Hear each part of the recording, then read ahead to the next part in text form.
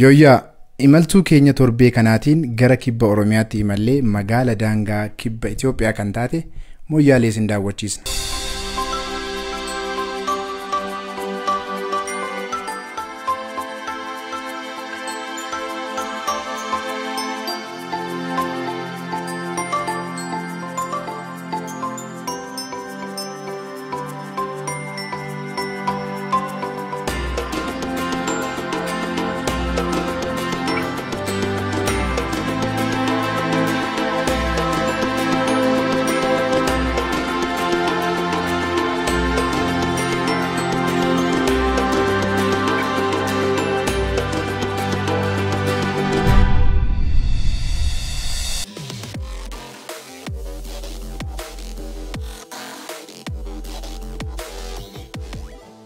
Moyyaalee deemuuf Finfinnee irraa kaanee kiiloomeetira 680 erga imallee booda magaalaa Meeggaa bulle.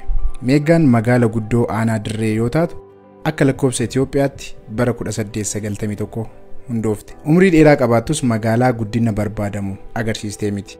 Magaalaa Meeggaatti erga boqannee booda imala keenya itti fufneerra. Teessumni lafa Booranaa irra jireessaan diriiraa yoo ta'u, bal'inni lafaa diriiraa anaa dhufu jedhee nama simata. Hawaasni irra jireessaan horsiisee bulaa waan ta'eef daandii irratti gaala, loon Booranaa, re'ee, hoolaa fi bineeldota biraa arguun baratamaadha. Booranni hawaasa aadaa, safuu, eenyummaa ganamaa Oromootiin jiraatudha. Kanaaf immoo ragaan sirna gadaa Oromoon Booranaatiin buluudha. Imala keenya irratti waan nu ajaa'ibsiise keessaa tokko haala qubannaa ollaa fi ijaarsa manaati. Manneen baay'een naannawa kanatti argaman bareedinni isaanii qalbii nama fuudha. Halluun dibata manaa mala aadaatiin hojjetamu midhaaginni isaa ajab nama jechisiisa. Irra jireessaan qe'een Booranaa kana fakkaata haala taa'ama jiru kanaan daandii Meeggaa irraa kaanee haga Moyyaaleetti deemaa irratti gamaa gamanaan illee asfaaltii gamaa gamanaan manuma akka naannoo kanatti argamutu jira. Dabalatee immoo teessumni lafaallee kana fakkaata. Ammaaf mana tokkotti goree bishaan na obaasaa dheebisan na qabeeraa jedhaan.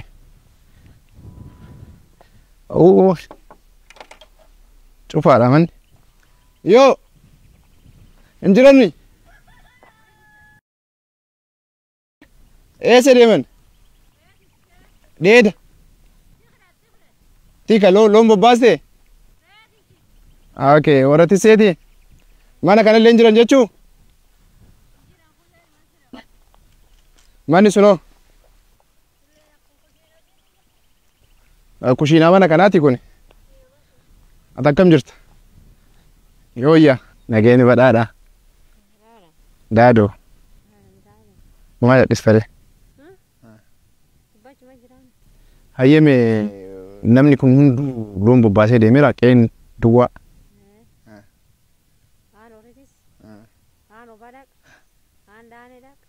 Obaa isa deemani? Waan furo Meegga. Magaalaa Meeggaa deemanii obaafatanii bishaan. Okay. Naannoo aanaan keessan. Tikiyoo naannoo kana tikni ka gaalaa ka re'ee ka hoolaan jiru naannoo kana. Wayaa bajeeffat. Wayaa bajeeffat.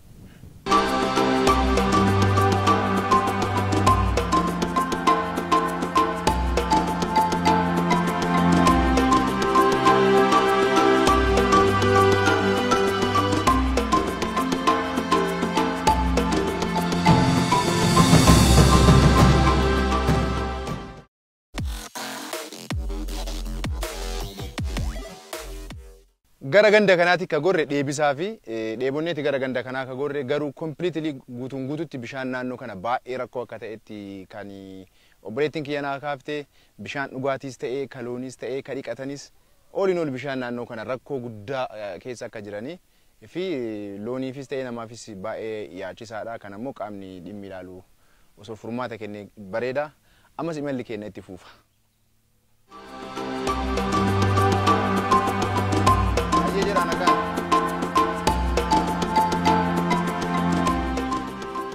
Hawaasa irraa akka odeeffannetti rakkoon guddaan hawaasaa hanqina bishaan dhugaatii fi looniiti. Bishaan dhugaatiis ta'ee bishaan loonii argachuuf deemsi miilaa gabaabaa hanga dheeraatti dirqama. Qaamni dhimmi ilaallatu furmaata haa kennu jechaa imala keenyatti fuufneerra. Godinni Booranaa haala qilleensa isaa yoo ibsinu gammoojjummaa baay'ata. Qilleensi ho'aa ta'uun isaa imala keenya dadhabsiisaa taasisa. Imala dheeraa Finfinnee irraa jalqabneen kiiloomeetira 770 imallee magaala Mooyyaalee geennee seensa magaalaa irratti kan argamu riizoortii itti gorreerra.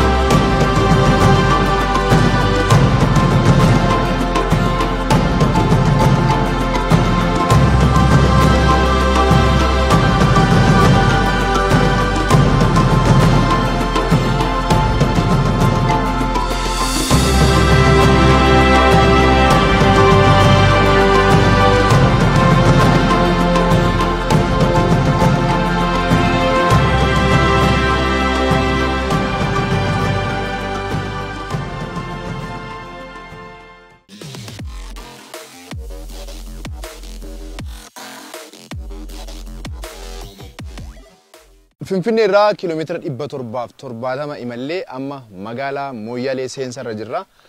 Magaalli Mooyyaalee akkasuma magaalaa Yaabaloo irraa kiiloomeetira 200 ka fagaattu yoo ta'u, Mooyyaalee dhufnee immoo maal akka fakkaattu ilaaluudhaaf nama tokko asitti ka argadhu ta'a. Nama kana wajjin taane immoo Mooyyaalee keessa bakka ta'e wajjin ka laallu ta'a.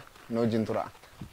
Eenyuun jedhan? Wayyaa ani Galma Kamanaa jedhama. Biiroo Komishinii Turizimii. Eenyu jette? Galma Kamanaa jedhama. Galma Kamanaa.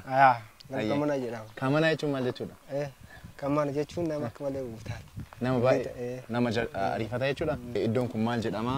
Daawwannaa hawwata turizimiitiif kan toltu biiroo iddoon kun Harar Resort jedhama. Harar Resort. Harar Resort jedhama. Harari kan keessatti biqiltoonni iji namaatiif tolan qilleensina bareedaa kan qabanii fi bineensonni adda addaa kan akka guchii keessaa kan argaman yoo ta'u, biqiltoonni akka bunnaallee ni jiran. Ta'ee siree babbareedallee qabaa, nyaata bareedallee qaba hoteelli kun. Kanaaf iddoo hawwata turizimii ta'uu fi waan baay'ee namatti toluu fi daawwannaafillee waan namatti toluu fi iddoo haal qilleensallee baay'ee namatti tolu waan ta'eef qilleensi giddu galeessallee waan qabuuf Harariin baay'ee bareedaadha. Naannoo Mooyyaleeti riizoortii filatamaadha jechuudha. Riizoortii filatamaadha naannoo Mooyyaleetiif. Hayyee guchii as keessatti argaara, as keessa guchii jira. Guchiin kun? Guchii. Guchiidha. Guchiin kun eessaa dhufe? Guchiin kun naannoo godina Booranaa keessa. Naannoo godina Booranaa keessa qabanii gafidan. Paarkii biyyaalessaa Booranaa keessa jechuudha. Paarkii biyyaalessaa Booranaa keessa gad dhufe guchiin kun. Wanni biraa maaltu jira as keessa? As keessa biqiltoonni baay'ee babbareedu jiran. Sireelleen siree bareedaa jira. Bineensonni jiran kan akka guchii kanaa jira. Bineensi baay'ee illee gaffida ture. Guchiin kun duraan lam turte. Tokkootu jala du'ee malee. Kanaaf wanni jira akkan.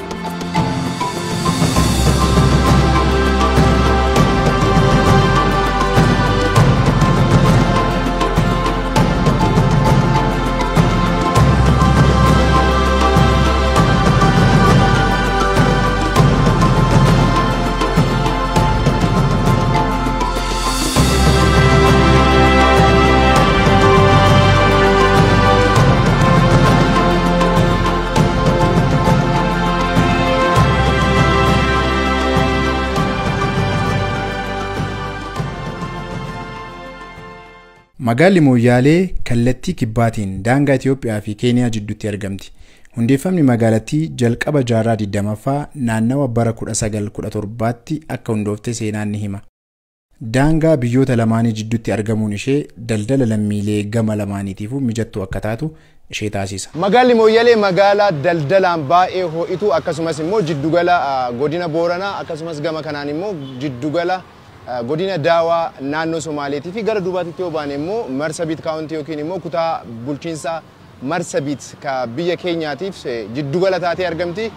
Bakki amma itti argamu kun daangaa biyyoota lamaanii ta'uu isaatiin asirraa kiiloomeetirii 200 yoo deemne magaalaa Marsabit ka deemne yoo ta'u 750tti immoo magaalaa guddoo Keenyaa Naayiroobii 1000tti immoo magaalaa Mombaasaa deemna. Kanumaanis wal qabatee magaalaa daangaa irra jirtu yookiin immoo boordarra jirtu waan taateef magaalaan kun magaalaa daldalaan baay'ee ho'itu akkasumas sabab sablammiin garaagaraa illee keessa jiraatanii fi afaanonni garaagaraa illee magaalaa itti dubbatamuudha.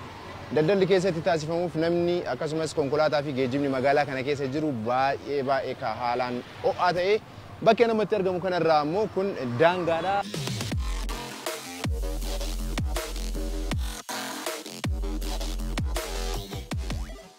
Mooyyaaleen maandhee sabab sablammii yoo taatu garaagarummaan jiru daldalaa fi hawaasummaadhaan kan walitti hidhamedha. Riqicha Itoophiyaa fi Keeniyaa kan taate Mooyyaaleen kibba Oromiyaatti magaala simboo qabeettii daldala, aadaa, duudhaa fi sochii idilee gaarii qabdudha. Daandiin guddichi Finfinnee fi Naayiroobii wal qunnamsiisu magaalaa tana keessa waan bahuuf guddinni egeree magaalattiitiif carraa guddaadha. Mooyyaaleedhaaf daldalli lafee dugugguruu dugdaati.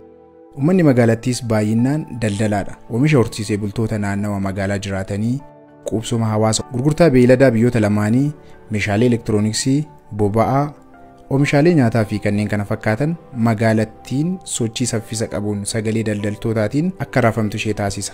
Daangaa fi michooma biyyoota lameenii gaarii taasisa. Lammiilee Itoophiyaaf meeshaalee Naayiroobii irraa dhufan, lammiilee Keeniyaaf immoo meeshaalee Finfinnee irraa dhufaniin magaalattiin jiddugala gabaa lammiilee taatee mul'atti. Sababni taatee kanaa dhufaatii koloneeffattoota adiitiin wal qabata. Yeroo Ingiliiz kibba Mooyyaalee fi guutummaa Keeniyaa kolonii jala galchitutti Mooyyaaleen gama kibbaatiin sirna kolonii Ingiliiz jalatti yoo kuftu gama kaabaatiin immoo bulchiinsa Itoophiyaa jalatti akka hafte galmeen seenaa ni kaasa. Gabaan ho'aan biraa Mooyyaaleetti mul'atu daldala beeyladootaati.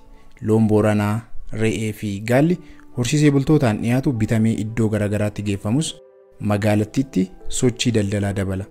Akkuma magaalota daangaa biroo keessatti beekamu daldalli gabaa ganama bariidhaan bifa ho'aadhaan jalqabee hamma galgalaatti tura.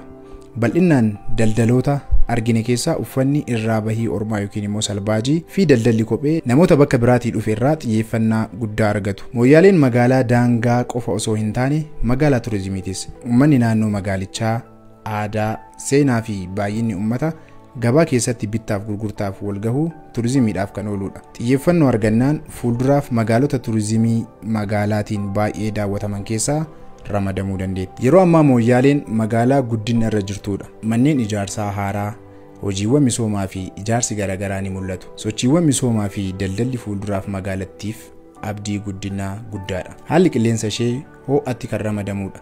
Namoota keessummaa dhufaniif xiqqoo kan ulfaattu yoo ta'u, baruuf garuu salphaadha jedhu jiraattonni.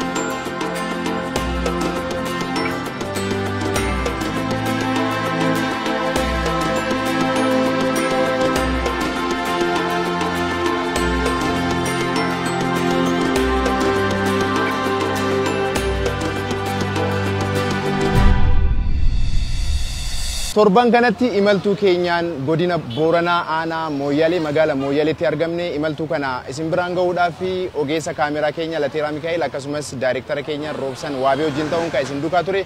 An markabuu Adamiitii torban imaltuu biraatiin iddoo biraatti kan walitti deebinu ta'a. Nama torbaanii na godhu furaa bulaa deebana.